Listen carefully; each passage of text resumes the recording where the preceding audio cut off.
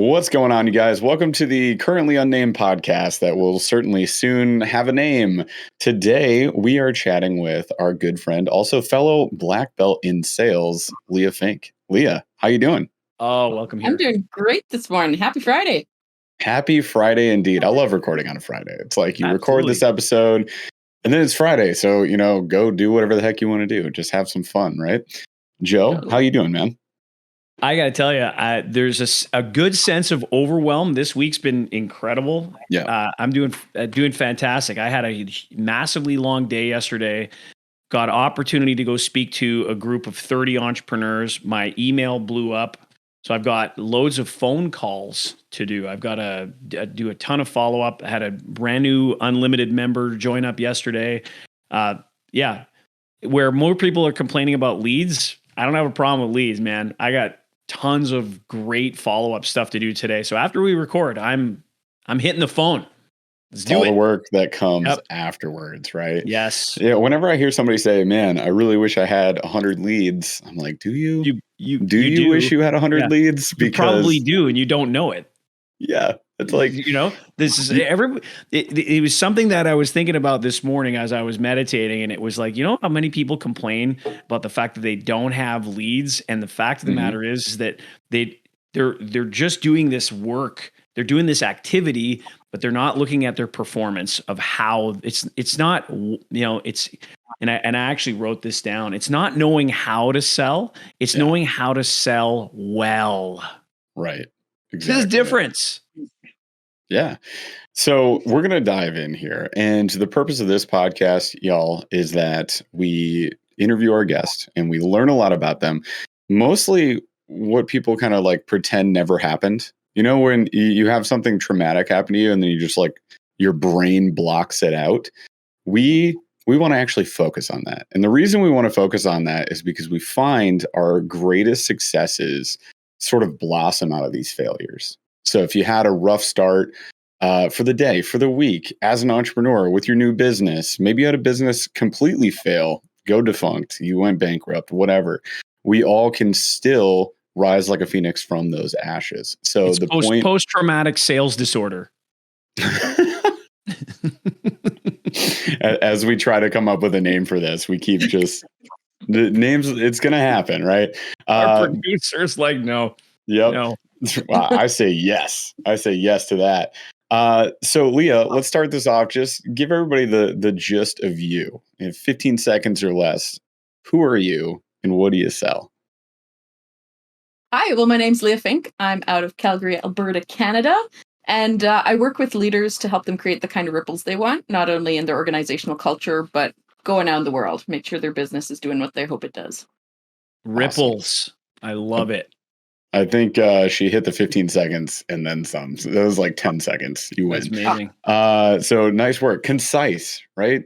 Everybody out there listening should be thinking about this. How do I describe what I do to someone and make it exciting and concise? Like, I don't want to go on a 5-minute, 10-minute diatribe of like, well, the thing is, I do this, right? So what? And I was going to say, I learned this from Joe too, because after hearing that, you're more likely to ask me a question than you are to be like, ripples. Tell me more. How important can you is explain it to me your ripples? Right? If you can articulate in such a way where people are now compelled to ask more questions. So here's Leah coming in with 10 seconds, and she set the hook for those fishing friends that are out there. Hi. There you go. My name's Jeff. I like to fish. All right. So let's dive into this, right? So the success through the failure, we're going to start from the beginning. So Leah, and if you didn't have a rough start, that's totally fine too. You can be like, oh no, it was perfect. I was prancing through a meadow with the sun just kissing my skin. It was great. Maybe it was that. I don't know. But do you have a rough start story that you'd be open to sharing, whether it's with this business? I know you had previous businesses, so share with us where that all started for you. What's that sunshine rainbow thing? So it's not. It's not all sunshine and rainbows. So nice. Baby. I would have loved that. Right? Yeah, I started my business. I actually was at my previous job, which as an employee, and it went through such a lovely period of change and kind of vaguely traumatizing experiences that I ended up going on stress leave. And then I was like, okay, Wow. I'm going to go. I decided this is my time. This is the message. I'm going to go start my own business. I started my business in January 2020. Wow. So Timing. Great timing. I know it's really something. So yeah, I'd started my business. I started doing make sure I had all the setup, enough of a product that I could go offer to people. And literally the week I started reaching out was the week we started closing down. Oh man. And my original intentions, my background is a lot in experiential learning.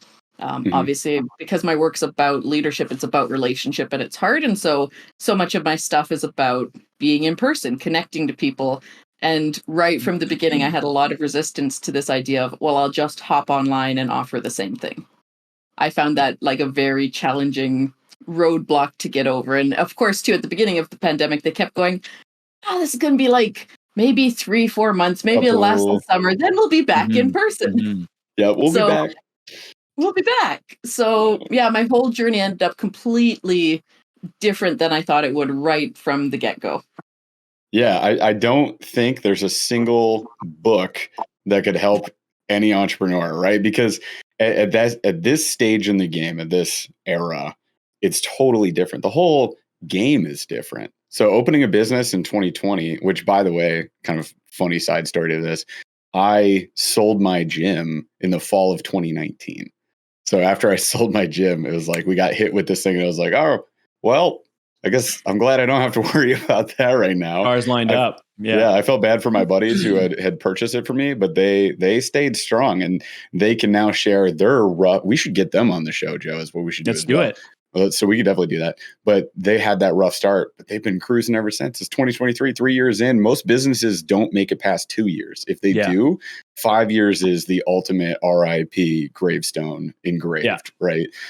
So making it past 2 years is phenomenal. Making it past 2 years in the pandemic is actually 25 years in business years, right? So it's insane if you think about it. So I love that. So you made it, obviously through the pandemic. Now, what has changed kind of since then, right? So you opened January 2020. I'm doing business. You're resistant to the online stuff. How did you like start making that work for you?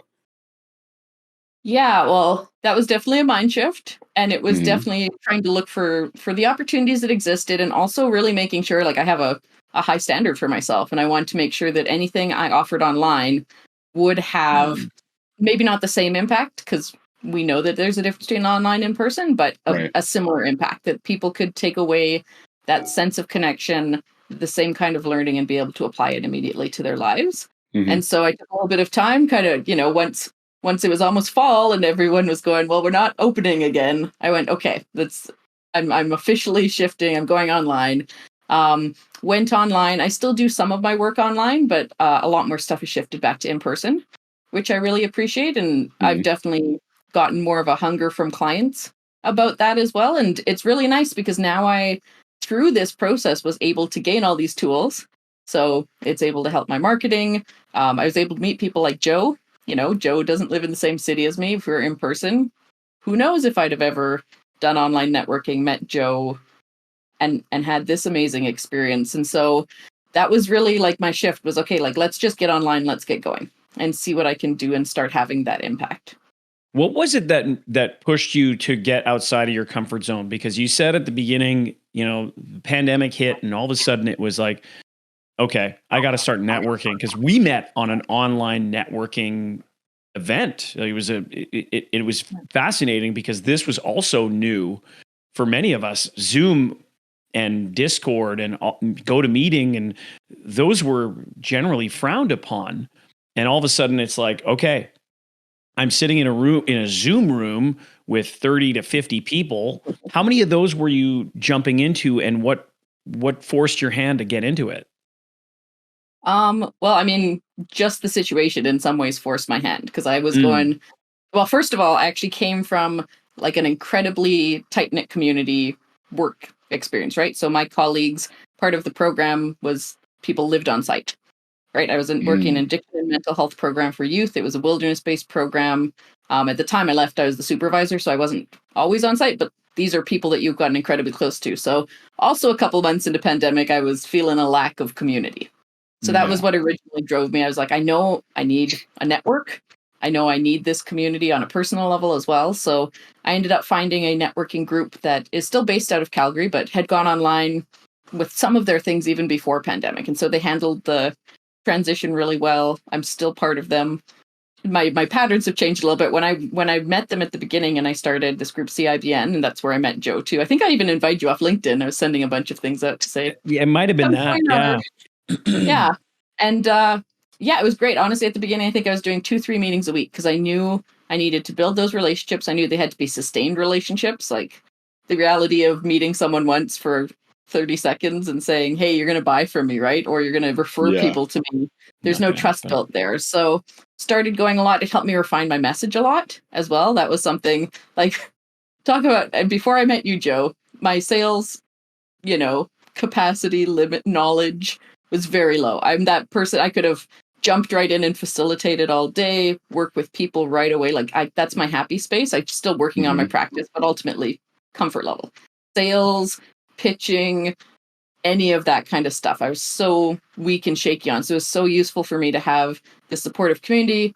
I could practice saying this to them. I could keep building my relationships. So yeah, networking made a huge shift for me in how I approached all of this. And then also, this is one of the things I hope people get from networking, but I don't know if a lot of people do, is it's a great mentorship community. Right. People there taught me how to take some more of my stuff online.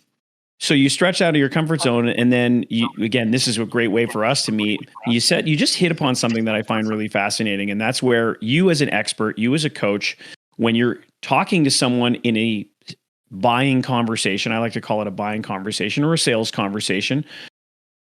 And you and I had this experience earlier this week where we have somebody who's now a member of our program.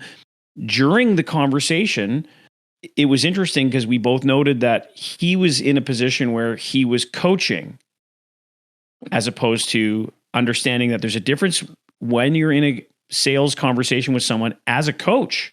You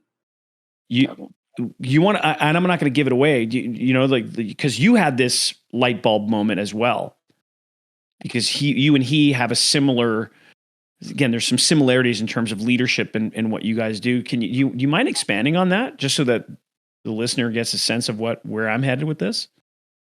Totally. And I think this is something probably that a lot of coaches experience. So, or any sort of lead people trainers of any kind. So you've developed all these skills for coaching, training, facilitating, and you come into conversations with this huge amount of empathy. And that's still something I come into conversations. That doesn't change with the sales piece. But without having the knowledge around sales, if I approached every conversation just like a coach, I'm still getting the relationship, I'm still getting the empathy building, but I'm not getting the piece of how to actually help them create a buying decision. And that's the piece that I think is a subtle shift that people are missing. Because, if we had a conversation even back then, I'd be able to say okay, I understand where Joe's coming from, maybe some of the issues you're facing, but I certainly didn't know maybe how to inspire you to take those issues and actually want to work with them. Right? We could just have and you trust me at the end of it. You'd go, oh, that Leah was lovely. I had a great conversation. But at no point would you have been inspired to go, I really want to work with Leah necessarily. And it still worked out. Even, everyone fumbling through still gets some things that work out for them. But it definitely was a very hit and miss. Maybe I said the right thing by accident, or maybe they were just in that perfect spot that they were ready to go. But it was so different applying those skills and then the fine tuning of what it means to have empathy and use that to specifically help them, because working with you is helping them, right? So yeah, it was definitely a interesting place to develop. I think that all entrepreneurs end up in that space, because you also mentioned that your happy place was the fulfillment side of things. And I feel like most, if not all of us, get into this for that reason. And then the money that comes afterwards, if you're successful, is great. And that's the supporting structure that makes you feel like you're in the right place, you're doing the right things. But ultimately, you got in here to help people. So the mistake that, Joe's alluding to, that you're saying you experienced, we all experience. I did it, right? You get on those calls, you get into those buying conversations, and you just want to help. So I would find myself, I come from, the fitness background, where I would have somebody sitting down with me and they'd say, "Oh, I'm struggling with my weight, and I eat this for breakfast, I eat this for lunch, I eat this for dinner." And they'd start going into their nutrition. And I'm a nerd about nutrition. So I'd start talking about it. I'd be like, "Oh, hey, we could do this, we could do that." And at the end of the conversation, they didn't sign up. And I was like, man, I just coached them completely for free. Yeah. Here's the problem with that. You Exactly. think that that's helping. And the problem is, without paying for it, those who pay attention, You bet. they actually end up walking out of that conversation and not doing anything. They don't take action on that free advice. How many of us are honestly open to taking action on unsolicited advice? How many of us are open to taking action on advice that was somewhat solicited but not paid for? Not really. I think of it as like, if you guys have gone to a trade show, Joe, obviously I know you've been to 1,000 trade shows. Yep. But you go to a trade show, and oftentimes all the vendors there, they're handing out freebies. Here's a frisbee. Here's a stress ball. Here's a brochure. Yeah, tchotchkes. There's the word for it. And you get those things. You fill up a bag full, and you're like, "Oh, cool! I got all this stuff." Where does that stuff go? In the garbage. Immediately in the trash. If not immediately, a week later, you're like, "Oh, this stuff? Yeah, I don't need that." And you throw it away. It's such a waste of money and time on both sides. But that's exactly what you guys are getting at here with that free coaching moment. So really, this is a great segue. Really, what we should be doing is selling, because the sales part of it actually is the helping part of it. Like, if they don't make that buying decision, if they don't make that purchase today, then they don't get the help that they need. You're unable to fulfill, which is your happy place. So we miss the buck entirely. So let's do this. Do you have an example, now that we get into selling and you're like, "Oh, I'm supposed to sell, not just coach," and now you're intentionally doing your pitch, trying to close the sale? Do you have any sales fails that you want to share? Like a situation that went a sale gone wild, if you will? Yes, definitely. I want to speak to the points that you mentioned first, if I can, for a Sure, sec. absolutely. As well. Well, two things. One is, the way I see this a lot in my business as well is the conference, right? Your business pays for you to go to a conference, and you sit there and you kind of absorb this information, but you didn't pay for it. And it's just you taking it in. And how often do people come back from conferences, actually implement what they learned and have it have an impact? And it's the same thing with any. People can read a sales training book. They can let it kind of sink in. And if they don't practice it, what impact does it have? Exactly. And I think for entrepreneurs too, the other piece I just want to, this is my coaching side, or what kind of helped me too, is, like you said, my drive for that fulfillment, which is me fulfilling my why, as it were, like my purpose, is so powerful. And for me, it was a powerful shift to link that in my head, is I can't fulfill my why if I don't have people to fulfill it with. Yeah. Yeah. And that had to be a much stronger link for me, because the why is, like you said, the easy part. And so anyway, wanted to add that piece first. And it's valuable, because there's a difference between knowledge that somebody gets even for free, as opposed to applying that knowledge where they get the results. Exactly. Yeah, there's two parts to that: the experience and the did I put anything into this? Did I invest into this to get something back?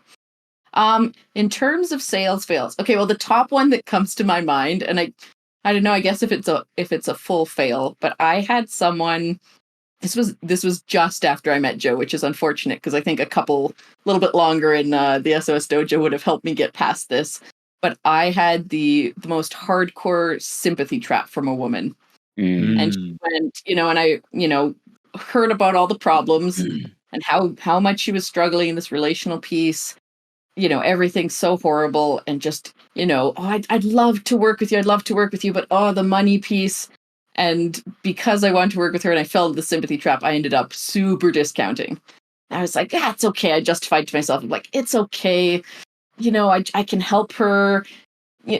Business was still kind of growing, and this trap that we all fall into of like, "Oh, I could get good testimonials and referrals out of it." So I worked with her, and it was, it was fine. I know I was able to support, and there was some pieces that she grew, and I was very happy with that. And at the end of it, we were just kind of chatting a little casually at the end of a meeting, and she mentioned going out with her daughter to this super expensive store, and they went on a shopping spree.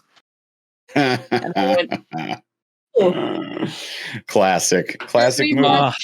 right? Like and like, this is what people do, right? We all play this game a little bit too. We all want to get good deals and sales, and she got me. She convinced me that she did not have the money for this support and that she really needed it, and I believed it. And then later got the confirmation, no, that was totally a smokescreen. Yeah. She was fishing for a deal, and like, it's something I find in people's nature. Like they like to look for that deal. So what we implore people to do constantly within the SOS Dojo is to remind themselves that budgets aren't real, that this is a sympathy trap, that they are playing at your heartstrings, because we as human beings, being social creatures, being empathetic creatures most of the time, can feel that. And we want to do something to help, and we feel that discounting is helping, when in reality it's not. Nope. Because the side problem to that, the follow-up problem to that, is that you've given them the discount. Now you're still fulfilling the service. Then Leah, you find out she actually has the money. How does that make you feel when you're coaching her, Leah? Oh yeah, and and in some ways I'm very glad we only had, like, I think it was like one session left or something, and I straight up was like kind of resentful and being like, for sure, copping a resentment. That's the word. Yeah. The one thing that was really nice is after a while, she'd actually approached me again, I can say like a year ago. Mm-hmm. And you could tell she was more ready to buy this time. And first of all, there was a piece of me that didn't want to work with her. Right. And second of all, in that situation, because I was asking better questions, doing a bit better discovery, she was no longer a fit for what I offered. And I was actually able to refer her to someone else and say, like, if you're willing to pay, here's another person you can go access. And, say that, going past that piece of like, oh, well, I need to make this sale, and I'll fold, instead being able to come from that place of integrity and say, right, well, first of all, I don't know if I want to work with you, but second of all, I actually am not a fit. And being able to do that was how does that feel for you, Leah, to be able to say that now at this space in your business, to be able to again, respectfully turn people away because you don't need the money? How did that feel for you? Oh, it feels pretty darn good. Yeah. Well, you're choosing happiness and life fulfillment over money, right? And we again, this is another thing that people have to understand about sales. Sales isn't a bad word. Sales isn't a bad thing. It's not about persuasion even per se, because we really shouldn't be trying to heavily influence or persuade people to purchase a product or service. The misconception word is manipulate. Yeah. So if you start manipulating people into a sale, you start off that relationship on the wrong foot. Totally. Right? It's literally catfishing, but for sales, for products and services, right? So we don't want to be doing that. And, both sides are going to be upset about it, right? You've sort of tricked them into it. And then you're like, oh, this actually isn't the ideal client. So we don't want to go into a buying conversation just to get a sale. We want to go into the buying conversation with the intent of helping the other person, and therefore fulfilling ourselves. Like, we get the fulfillment out of that help if they're the right fit. So that is a tough mindset shift for everyone. Anybody getting into business, period. They're like, gotta make sales, gotta get my money, gotta, make rent this month. And that's the wrong mindset. And it ends up coming back. It kind of festers like a cancer almost. Yeah. And it gets people out of business more than it helps them stay in business, right? It'll end more businesses than it helps businesses continue. Yeah. When I think too, there's very much the flip side. And I think this is definitely something I felt or believed. And I see it especially in women, but in a lot of guys as well, is also we don't want to be manipulative, and we're not willing to, learn about sales or call ourselves salespeople, or, step into that space at all, because that's such anathema to us, right? Is like, I refuse to be manipulative, and I don't know any better about how to do sales, so I don't want to do them, because the last thing I want to be is manipulative. And so being able to shift that perspective as well, that it's if I handle an objection that someone has, that's not me manipulating them into a sale. It's me being able to meet them and ask questions and say, well, is that thing you told me really true? Or is this just a way of you kind of pushing off this problem that you have again, even though, like, I'm sure in the gym space, how many times has that guy gone into the gym and said, I have these challenges with eating, and then gone, I'm not going to do anything about it because no one really challenged him. He's just For you, waiting. Leah, how many times have you heard somebody, giving you an objection and for a fact that this is all based in fear? And now what you've done has also been, I'm also like, and have you ever also felt afraid to continue to move forward? I'm not going to say push forward, move forward to help them make the decision. It's a gentle nudge, I would say, Joe. It's a gentle, everybody needs a gentle nudge without any push. Think of it as inertia, right? It's a resistance to moving. So to break the inertia, you have to apply some sort of force. And that force is going to come through your words in this case. We're not going to physically push people into, hey, come with me, let's go. We're not going to drag them around the room. But what we are going to do is we're going to give them that nudge. And it should feel positive. It should come from a place of positivity and empathy. It's motivation. Yeah. And this is exactly where we've been discussing this over time, where people are saying, I don't want to be pushy. So we think that they think. And that's the problem. We think that they think. And that doesn't make any sense. Unless there's somebody here who's a telepath or an empath for real, as far as like, Professor Xavier of the X-Men. Let's just take a deep breath here. We can be empathetic and feel the vibe. Yeah. We have to also be understanding of our own emotional space and grow ourselves so that we go in with the right intention of motivation to help someone make a decision. So it's literally in that, intention, motivation, decision. Have you run into that, Leah? Are you seeing that with people where they're afraid, and have you felt your own fear because you're feeling it from them? Oh yeah, totally. And that is the sympathy trap as well, is right. Yeah, I'm feeling so much empathy for you that I'm empathizing past my ability to help you. And what you're reminding me of as well, which is something I actually work a lot with businesses with, is this idea that, like, honestly, 90% of our relationships with other people are just judgments. Like they're 100, like so close to 100% made up in our heads of what they're thinking, what they're feeling, right? So I'm watching Jeff nod right now, got almost a little bit of a smile, and in my head I'm going like, okay, well, I've seen people smile before, and that means they're happy. And then, okay, he's nodding, and nodding means like, oh yeah, he agrees with me, but also like, oh, maybe he's got a little tilt of his eyes, and so yeah, he thinks he knows something better about this. So now I'm not going to say this anymore because I thought he was happy, but now I'm making. And we just go into these spirals, and I see it in offices and in organizations, and someone will tell someone else, well, it's because you hate me or because you don't like this group. The other person's going there like, what are you talking about? And how often in sales do we see someone have some reaction, which might be fear-based, might be from whatever emotion they're feeling, and in our heads we've already gone, okay, well, this person isn't coachable and they're not interested in my whatever I can offer, and they're kind of going like this. And we've already arrived at this assumption of what they think, what they feel, before asking enough questions to even get a sense of what's actually happening for them.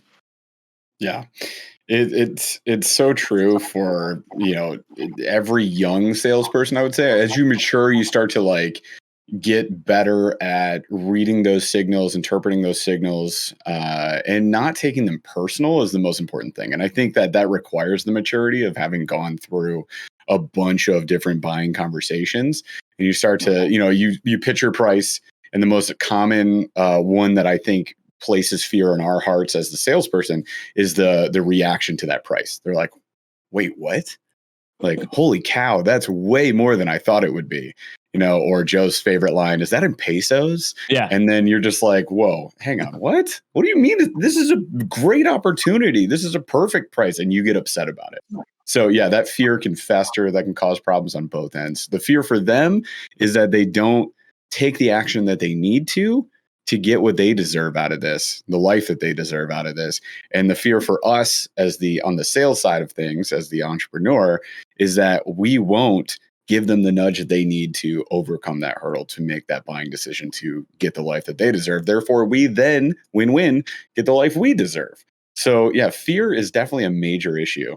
And we're getting to the point too in the show here. We're going to close this out real soon. So I do want to end on a positive note because and I'm going to give you your point. You're definitely going to do that. And then we'll follow up with this is let's end on your positive trajectory, right? So you're learning from all these things. I want to know where you're going. Like what's next for you? What progress have you been making? Like where's your business and you as an entrepreneur, where are you going? So go ahead and dive in on that point though that you had. So once again, just because I'm super passionate about this, and I do think it's really important for entrepreneurs to know. So the entrepreneur to potential client or guest, whatever you want to call them, relationship has a power dynamic to it, right? Someone's coming to me because they want my expertise and they need help in some way. And this is for any fitness trainer, any coach, whoever, right? Someone has come to you for help. Your brain actually changes when there is a power dynamic present. It changes when you have more power, more influence over a situation. Power's not a bad thing, right? Changes when you're the boss to the employee. And when you have less power, when you are coming to someone in that place, you are more vulnerable and your brain reacts more from that fear space. And I think another thing to consider as you're working with these clients, as you're meeting new people and you're going, well, I'm such a nice person, I have so much empathy, why are they still scared? It's not just about the buying decision. Their brain is literally in that space. That there's this extra vulnerability that you have to acknowledge, you have to be able to work with and protect and create this healthy discussion, knowing that they're coming from that space and being able to have like a deep empathy about it. There's my soapbox. Thanks for letting me throw that in. Soapbox, who would do that? Joe and I Joe would nodding all the along. time. He was very intrigued. Literally, Joe and I go anywhere. We bring a soapbox with us, so we can appreciate a good soapbox moment. But yeah, so my husband's joking about building one that I can stand on in my office. I'm the short guy. I need one. I love that. So let's shift to the positive to end this out. And ultimately, we just want to know where you're going from here. That's like the big broad question of this. But obviously we've all experienced these rough starts, these rough moments. If you're an entrepreneur, you've had tough times. Like there's nobody out here who's like, man, it has been easy breezy going the whole time. So we've had the rough times, we've had the sales fails, but we've learned from that. So having aggregated this knowledge for yourself, where do you go from here? Yeah. Well, and I want to add to with the sales fails what I got to go through a lovely journey of even figuring out what I wanted and refining it. And I think that's also something to give yourself permission for on this journey is I've tried different types of clients and I've tried different types of approaches and I've tried different types of reach out. And where I'm at now is, first of all, because I did all those things, which always didn't pan out, I feel much more confident in the message I'm giving, who I want to work with, and how that can align with my why, which makes me more excited to do that reach out, to try different things, try different ways of approaching people. And then, like Joe's been such a great mentor to me too, because I do approach those calls and conversations so differently, way more prepared, way more in that space of just integrity and confidence and saying, I'm going to really find out if I can help this person, how I can help them. And then really, if they are in that space, get them there. And if they're not in that space, say, I would love to refer you to someone. Here's a free resource you can check out, whatever that is. It feels really good at the end of the day to know that I'm in that. And Leah, it's been fun to watch you go through this transformation because now you're a teacher of this skill set. And it's fun too, because I know that you're a fan of musical theater and you get to have these theater moments in the dojo where you get to play a variety of whether it's somebody who's afraid or somebody who's shocked or angry. And it's great to see how the members and students are reacting to you in that context. So you're making it a lot of fun. So I can see that you're having fun in this. They're having fun in this. Everybody's learning. It's been a joy to watch this process. I'm really happy that you're part of our team. Yeah. Well, it's true, right? The best way to learn is to teach. Like when you can get to that level, and that was why I was so excited to do that too. Is this is just still, if you look at this compared to my confidence in facilitating, sales is never going to surpass that. Straight up, doesn't matter how much, unless I dedicate my life to it, which would not be my passion. It's not, and so there's still moments I have stumbles, and I go, no, I know these skills, I practice them a lot. That's really meaningful to me. Right on. That's great. All right. Well, that's a great place to close this out as well. So, Leah, first of all, thank you so much for taking some time out of your day to hang out with us. We appreciate you. And I believe you've been a great guest. Joe, was she a great guest? Phenomenal guest. I would ask Leah, if people want to know a little bit more about what you do as a leadership coach, how can they find you? Where can they reach out to you? Yeah, easiest place is meetleah.ca, meetleah.ca. It's got my contact stuff. It's got, you can book a free consult and we'll chat and see what's happening, and links from my website, all sorts of resources. So that's where I send people. Awesome. Well, we'll show that in the description or in the show notes, depending on where you guys are listening or watching this. And as always, just to close the show out, if you guys want to learn more about us, about how to improve your business, improve your sales, join our mailing list. That'll be in the description as well. And a link to our free Facebook group, the Sales Objection System Dojo. But that is a free Facebook group. We got a link. Just click the link below, you guys. We'll take care of you. We got a couple of awesome guides coming out as well, so stay tuned. We'll be teaching you exactly how to handle the toughest 26 objections. We got a full service guide for you. So hang tight and you'll have an opportunity for that. In the meantime, just follow us anywhere at Coach Joe Marcoux on Instagram and Joe Marcoux on Facebook. And stay tuned for more cool stuff and more cool guests on the No Name Business Podcast episode show. All right, let's close this out. Chaz, take us out of here.